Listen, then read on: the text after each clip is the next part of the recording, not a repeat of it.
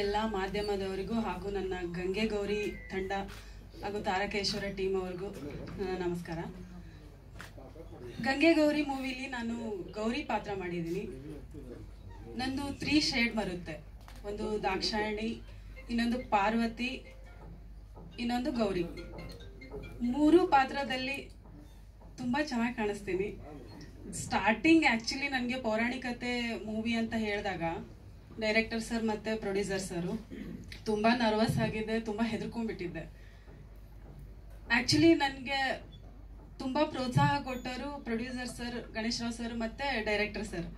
ಅವರೇ ಹೇಳಿದರು, ಇಲ್ಲಮ್ಮ ನೀನು ತುಂಬ ಚೆನ್ನಾಗಿ ಮಾಡ್ತೀಯಾ, ನಿನ್ನ ಫೇಸ್ ಕಟ್ಟು ಆ ಪಾರ್ವತಿ ಪಾತ್ರಕ್ಕೆ ಸೂಟ್ ಆಗುತ್ತೆ ಅಂತ ಅವರೇ ಹೇಳಿದ್ದು. ಆಮೇಲೆ ಓಕೆ ನೋಡೋಣ ಅಂತ ನಾನು ಟ್ರೈ ಮಾಡ್ತಾ ಇದ್ದೆ. ಆ್ಯಕ್ಚುಲಿ ಭಾಷೆ ಚೇಂಜು, ನಾವು ಇವಾಗ ಮಾತಾಡೋ ಥರ ಅಲ್ಲಿ ಪೌರಾಣಿಕತೆಯಲ್ಲಿ ಮಾತಾಡೋ ಹಾಗಿಲ್ಲ. ಅದಕ್ಕೆ ಆದಂಥ ವೇರಿಯೇಷನ್ನು, ಅದಕ್ಕೆ ಆದಂಥ ಮಾತಿತ್ತು. ಅದನ್ನೆಲ್ಲ ನನಗೆ ಹೇಳ್ಕೊಟ್ರು ಡೈರೆಕ್ಟರ್ ಸರ್. ಇಲ್ಲ ಇದೇ ಥರ ಮಾತಾಡಬೇಕು, ಇದೇ ವೇಯಲ್ಲಿ ಮಾತಾಡಬೇಕು, ಹಾಗಾದರೆ ಪರ್ಫೆಕ್ಷನ್ ಬರುತ್ತೆ ಅಂತಂದು. ಸೊ ನಾನು ನಮ್ಮ ಮೇರು ನಟರಾದ ಡಾಕ್ಟರ್ ರಾಜ್ಕುಮಾರ್ ಸರ್ ಮಾಡಿದಂಥ ಮೂವಿ ಅದು ಗಂಗೆ ಗೌರಿ. ಅದರಲ್ಲಿ ಪಾರ್ವತಿ ಪಾತ್ರ ಗೌರಿ ಪಾತ್ರ ಮಾಡಿದ್ದು ಲೀಲಾವತಿ ಮೇಡಮ್. ಅವ್ರ ಪಾತ್ರ ನಾನು ಮಾಡಿದ್ದೀನಿ. ನಾನು ಒಂದು ಆಲ್ಮೋಸ್ಟ್ 15-20 ಟೈಮ್ಸ್ ನೋಡಿದ್ದೀನಿ ಆ ಮೂವಿನ.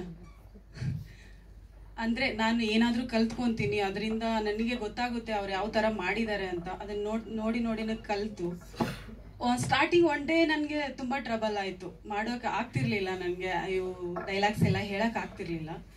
ಬಟ್ ನನಗೆ ಡೈರೆಕ್ಟರ್ ಸರ್ ಮತ್ತು ನಮ್ಮ ಟೆಕ್ನಿಷಿಯನ್ಸ್ ಎಲ್ಲ ಸಪೋರ್ಟ್ ಮಾಡಿದ್ದಕ್ಕೆ, DOP ಸರ್ ಕೂಡ ಹೇಳ್ಕೊಟ್ಟಿದ್ದಕ್ಕೆ ತುಂಬ ಚೆನ್ನಾಗಿ ಮಾಡಿದೆ. ನೆಕ್ಸ್ಟ್ ಡೇಯಿಂದ ತುಂಬ ಪರ್ಫೆಕ್ಷನಿಂದ ಮಾಡಿದೆ ಅಂತ ಹೇಳಿದ್ದಾರೆ. ಬಟ್ ನೀವು ಮೂವಿ ನೋಡಿ ನನ್ನ ಪಾತ್ರಕ್ಕೆ ಒಂದು ಪ್ರೀತಿ ಎಲ್ಲ ನೀವೇ ಕೊಡಬೇಕು. ತುಂಬ ಚೆನ್ನಾಗಿ ಮೂಡ್ ಬಂದಿದೆ. ಇವಾಗ ಸಾಂಗ್ಸು ಟ್ರೇಲರ್ ನೋಡಿದೆ ನಾನು. ನನ್ನ ಸಾಂಗ್ ನನಗೆ ನಿಜ ಖುಷಿ ಆಯಿತು, ತುಂಬ ಚೆನ್ನಾಗಿ ಮೂಡ್ ಬಂದಿದೆ. ಎಲ್ಲರೂ ನಮ್ಮ ಮೂವಿನ ಥಿಯೇಟ್ರಿಗೆ ಬಂದೇ ನೋಡಿ. Thank you. ಮಾತಾಡಬೇಕು ಅಂತ ಕೇಳ್ಬೋದು. ಎಲ್ರಿಗೂ ನಮಸ್ಕಾರ. ಇದಾಗಲೇ ನಾವು ಟ್ರೈಲರ್ ಆಗಲಿ ಸಾಂಗ್ಸ್ ಆಗಲಿ ನೋಡಿದ್ದೀವಿ. ಸೊ ನನಗೂ ಇದೊಂದು ಹೊಸ ಥರ ಪಾತ್ರ. ಸೊ ಗಂಗೆ ಗೌರಿ ಅಂತ ಫಸ್ಟ್ ನನಗೆ ಅಪ್ರೋಚ್ ಮಾಡಿದಾಗ ಮೈಥಾಲಜಿ, ಯಾಕಂದರೆ ಯಾರಿಗೂ ಈ ಥರ ಅವಕಾಶಗಳು ಸಿಗೋದಿಲ್ಲ, ತುಂಬ ಕಮ್ಮಿ. ಯಾಕಂದರೆ ಈ ನಡುವೆ ಮೈಥಾಲಜಿ ಸಬ್ಜೆಕ್ಟ್ಸ್ ಬರೋದೇ ಕಮ್ಮಿ ಇದೆ. ಸೊ ಹಾಗಾಗಿ ಪ್ರೊಫೈಲಲ್ಲಿ ಒಂದು ವೇರಿಯೇಷನ್ ಇರಲಿ ಅನ್ನೋ ಒಂದು ಕಾರಣಕ್ಕೆ ನಾನು ಫಸ್ಟ್ ಸಿನಿಮಾನ ಒಪ್ಕೊಂಡೆ. ಬಟ್ ಆಮೇಲೆ ಸಿನಿಮಾದಲ್ಲಿ ಶೂಟಿಂಗ್ ಶುರು ಆದಮೇಲೆ ಡಿಫಿಕಲ್ಟೀಸ್ ಏನನ್ನೋದು ಗೊತ್ತಾಯಿತು. ಈಗಾಗಲೇ ರೂಪಾಲಿ ಹೇಳಿದಾಗೆ ಲ್ಯಾಂಗ್ವೇಜ್ ಪ್ರಾಬ್ಲಮ್ ಆಗಲಿ, ಕನ್ನಡ ಏನು ವೊಕ್ಯಾಬ್ಯುಲರಿ ಎಲ್ಲ ಬರಬೇಕಾಗತ್ತೆ. ಆ್ಯಂಡ್ ಆಲ್ಸೋ ಶೂಟಿಂಗ್ ಟೈಮಲ್ಲಿ ನಾವು ಆದಷ್ಟು ಎಷ್ಟೇ ಗ್ರೀನ್ ಮ್ಯಾಟ್ ಮಾಡಿದ್ರು ಕೆಲವೊಂದು ಲೊಕೇಶನ್ಸ್ಗೆ ಹೋಗಬೇಕಾಗತ್ತೆ. ಸೊ ಲೊಕೇಶನ್ಸ್ಗೆ ಹೋದಾಗ ಇವಾಗ ನಾವು ನೋಡ್ಬೋದು ವೈರ್ಸ್ ಆಗಲಿ, ಸಿಮೆಂಟ್ ಆಗಲಿ, ಈ ಥರದನ್ನೆಲ್ಲ ಆಲ್ಮೋಸ್ಟ್ ಅವಾಯ್ಡ್ ಮಾಡಿ ನಾವು ಒಂದು ಫ್ರೇಮಿಂಗ್ ಇಡಬೇಕಿತ್ತು. ಎಸ್. ಸೊ ಹಾಗಾಗಿ ಆ ಥರದೊಂದು ಡಿಫಿಕಲ್ಟೀಸ್ ಇತ್ತು. ಸೊ ಇದನ್ನು ನಮ್ಮ ಡಿರೆಕ್ಟರ್ ಹಾಗೂ ಕ್ಯಾಮ್ರಾಮನ್ ಇಬ್ಬರು ತುಂಬ ಚೆನ್ನಾಗಿ ನೋಡ್ಕೊಂಡಿದ್ದಾರೆ. ಆ್ಯಂಡ್ ಸಿನಿಮಾ ಪಾತ್ರ ಅವರು ಆಲ್ರೆಡಿ ಹೇಳಿದಾಗೆ ಗಂಗೆ ಪಾತ್ರ ಮಾಡಿದ್ದೀನಿ. ಗಂಗೆ ನಿಮ್ಗೆಲ್ಲರಿಗೂ ಕತೆ ಗೊತ್ತಿರೋದು. ಗಂಗೆ ಗೌರಿ ಯಾಕೆ ಭೂಮಿಗೆ ಬರ್ತಾರೆ ಏನು ಅನ್ನೋದೊಂದು ಕಂಪ್ಲೀಟ್ ಜಸ್ಟ್ ಈ ಸಿನಿಮಾದಲ್ಲಿ ಇದೆ. ಸೊ ಮೇಕಿಂಗ್ ವೈಸ್ ಆಗಲಿ ಸ್ವಲ್ಪ ನಾವು ಟ್ರೈ ಮಾಡಿ ವಿ ಹ್ಯಾವ್ ಅಪ್ಗ್ರೇಡೆಡ್. ಯಾಕಂದರೆ ಹಳೇದು ನಾವು ಬ್ಲ್ಯಾಕ್ ಆ್ಯಂಡ್ ವೈಟ್ ನೋಡಿದಾಗಲೂ ಇವಾಗಲೂ ತುಂಬ ಡಿಫ್ರೆನ್ಸ್ ಇದೆ. ಸೊ ಸಿನಿಮಾ ಕತೆ ಆಲ್ರೆಡಿ ಎಲ್ಲರಿಗೂ ಗೊತ್ತಿದೆ. ಬಟ್ ಟ್ರೈಯಿಂಗ್ ಏನಂತಂದರೆ ಒಂದು ಮೈಥಾಲಜಿ ಸಬ್ಜೆಕ್ಟ್ ಆ್ಯಂಡ್ ಅದು ಹಬ್ಬಕ್ಕೆ ಬರಬೇಕಾಗಿತ್ತು. ಸೊ ಬರ್ತಾ ಇದ್ದೀವಿ, ನಿಮ್ಮೆಲ್ಲರ ಸಪೋರ್ಟ್ ಬೇಕು ಅಂತ ನಾನು ಕೇಳ್ಕೊಳ್ತೀನಿ. And thanks to the opportunity producer ಸರ್ಗೂ ಹಾಗೂ ಡೈರೆಕ್ಟರ್ ಸರ್ಗೂ. ಆ್ಯಂಡ್ ಎಲ್ಲ ಗೆಸ್ಟ್ಗಳಿಗೆ ಥ್ಯಾಂಕ್ ಯು ಹೇಳೋಕ್ಕೆ ಇಷ್ಟಪಡ್ತೀನಿ ನಮ್ಮ ಸಿನಿಮಾಗೆ ಸಪೋರ್ಟ್ ಮಾಡ್ತಿರೋದಕ್ಕೆ.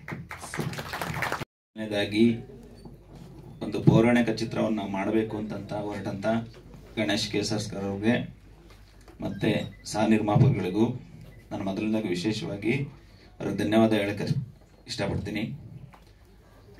ಒಂದು ನಮ್ಮ ನಾಡು ನುಡಿ ನಮ್ಮ ಸಂಸ್ಕೃತಿಯಿಂದ ಬಿಂಬಿಸಂತಹ ಚಿತ್ರಗಳು ಅಂತಂದರೆ ಪೌರಾಣಿಕ ಚಿತ್ರಗಳು.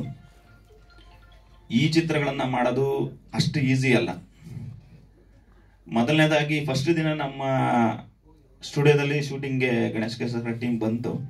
ಕ್ಯಾರವನ್ ಬಂದಿತ್ತು. ನಾನು ಯಾರ್ದಿದ್ದು ಕ್ಯಾರವನು, ಯಾರು ಶೂಟಿಂಗ್ ಅಂತ ಕೇಳಿದೆ. ಸರ್ ಗಂಗೆ ಗೌರಿ ಸಿನಿಮಾ ಬಂದಿದೆ ಗಣೇಶ್ ಕೇಸರ್. ಅಲ್ರಿ ಪೌರಾಣಿಕ ಚಿತ್ರ ಮಾಡ್ತಿದ್ದಾರೆ, ಇಂಥದ್ರಲ್ಲಿ ಕ್ಯಾರವನ್ ಎಲ್ಲ ತರಿಸಿದಾರ ಅವರು, ಹೆಂಗೆ ಕತೆ ಅಂತ ನಾನು ಕೇಳಿದೆ.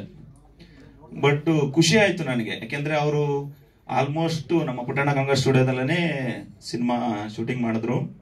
ಮತ್ತೆ ಹೊರಗಡೆ, ಇಡೀ ರಾಜ್ಯದ ಹೊರಗಡೆ ಎಲ್ಲ ಚಿತ್ರನ ಶೂಟಿಂಗ್ ಮಾಡಿದ್ದಾರೆ. ಅಂದ್ರೆ ಇವತ್ತಿನ ದಿನದಲ್ಲಿ ಪೌರಾಣಿಕ ಚಿತ್ರವನ್ನ ಮಾಡೋದು ಅಷ್ಟು ಸುಲಭ ಅಲ್ಲ. ಅದಕ್ಕೆ ಅಂತ ಒಂದು ಸೆಟ್ಟು, ಕಾಸ್ಟ್ಯೂಮು, ಆಮೇಲೆ ಆರ್ಟಿಸ್ಟ್ಗಳು ಅಷ್ಟು ತಯಾರಿ ಇರಬೇಕು. ಹಾಗಾಗಿರಿಂದ ಈ ತರ ಸಿನಿಮಾವನ್ನ ಮಾಡೋದು, ಆಮೇಲೆ ನಮ್ಮ ಪುರುಷೋತ್ತಮ್ ಓಂಕಾರ್ ಸರ್ ಬಗ್ಗೆ ನಾವು ಹೇಳೋದು ಮಾತೇ ಇಲ್ಲ. ಅವರು 20ಕ್ಕೂ ಹೆಚ್ಚು ಪೌರಾಣಿಕ ಚಿತ್ರಗಳನ್ನ ಮಾಡಿದ್ದಾರೆ. ಹಾಗಾಗಿ ಅವರು ಮಾಡಿರ್ತಕ್ಕಂಥ ಚಿತ್ರಗಳನ್ನ ಆಲ್ಮೋಸ್ಟ್ ಎಲ್ಲ ನೋಡಿದ್ದೀನಿ.